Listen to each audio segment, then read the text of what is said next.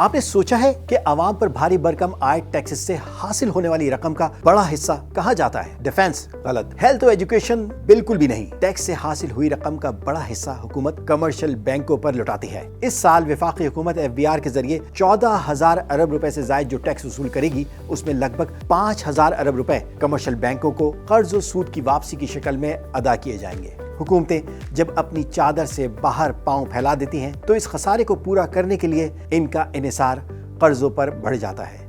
IMF نے پاکستان کے حوالے سے بنائی گئی رپورٹ سوورین بینک نیکسس میں یہ بتایا ہے کہ چونکہ بیرونی قرضے آسانی سے نہیں ملتے، ایسی صورتحال میں حکومت قرضوں کے لیے مقامی بینکوں سے رجوع کرتی ہے۔ کمرشل بینکس بھی حکومت کو قرضے دے کر آرام سے منافع کماتے ہیں اور پرائیویٹ سیکٹر کو قرضے دینے میں ان کی دلچسپی باقی نہیں رہتی۔ اسٹیٹ بینک کے مطابق اس فسکل ایئر جولائی سے جنوری 2026 تک وفاقی حکومت نے 2,120 ارب روپے کمرشل بینکوں سے قرضہ لیا، جبکہ پرائیویٹ سیکٹر نے 711 ارب روپے لون لیا۔ عالمی ریٹنگ ایجنسی موڈیز نے بھی اپنی رپورٹ میں بتایا ہے کہ بینکس کے ایسٹ کا 50% گورنمنٹ سیکیورٹیز میں انویسٹ ہے۔ یہی وجہ ہے کہ ہماری معاشی ترقی کتنی ہی سست ہو، انڈسٹریلسٹ کاروباری لاگت کا رونا رو رہے ہوں۔ ہمارے یہاں government of the banks, government for the banks, government by the banks ہو گئی ہے۔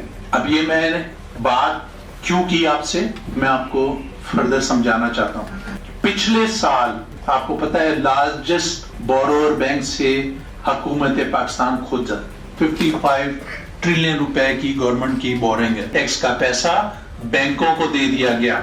کسان سبزیوں کے بھاؤ نہ ملنے کے لیے چیخ رہے ہوں۔ یقین کر لیں اس کو رات کو نیند نہیں آتی کاشتکار کو۔ اس وقت ہم نے گندم بیچی، 2 سالوں میں 2200 ارب روپے کا کاشتکار کو نقصان ہوا۔ میں خدا کی قسم کھا کے کہہ رہا ہوں کہ لاکھوں کاشتکار یہ پیشہ چھوڑ کے جا رہے ہیں، ہمیں فصلوں کا ریٹ نہیں مل رہا۔ لیکن دوسری جانب سال 2025 میں ہی اگر کچھ بینکوں کے پروفٹ پر نظر ڈالیں تو حبیب بینک نے 66 ارب روپے، میزان نے 89 ارب روپے، الائٹ بینک نے 35 ارب روپے اور MCB نے 58 ارب روپے کمائے۔ جب تک ہماری حکومت بیجا خرچے کم کرنے کے بجائے خسارے کو قرضوں سے پورا کرتی رہے گی، بینکوں کے ایسے ہی مزے لگے رہیں گے اور عوام کے پیسے قرضوں کی ادائیگی پر خرچ ہوتے رہیں گے۔